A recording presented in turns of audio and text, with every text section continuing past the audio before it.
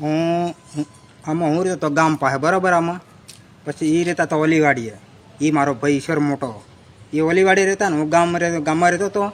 ઈશ્વર આવ્યો હાજે ગામમાં, ને એના મમ્મી ને એ છોકરો રહેતા હતા ઓલીવાડીએ બરાબર. હાજે સણ્યાનો ઓળો હીકીને ખાતા હતા. સિંહણ આવી એટલે છોકરાને ઝડપાટે ઉઠાવી ગઈ બરાબર. પછી એના મમ્મી પાછળ પડ્યા એમાં, પણ એ હાથમાં ના આવી. એના મમ્મી એકલા શું કરે એમાં, એટલે પછી એ પાછળ પડ્યા. પછી કોકને વાડે જઈને ફોન કર્યો ઈશ્વર પાસે ફોન, એટલે એ પહોંચ્યો વાડીએ બરાબર. એમાં વાડે પહોંચ્યો, પછી અહીંયા પહોંચ્યો એટલે ઈશ્વરનો મારા જોડે ફોન આવ્યો એમાં. એટલે પછી હું ગયો વાડીએ.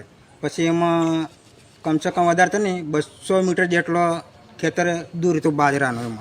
એમાં સિંહણ લઈને ઘરી ગઈ એમાં. પછી અહીંયા છોકરાનું નામ શું? છોકરાના બાપાનું નામ શું? છોકરાનું નામ કટારા ધવલભાઈ ઈશ્વરભાઈ છોકરાનું નામ હતું. તમારું ગામ કયું છે? અમારું ગામ ગાણીખોટ.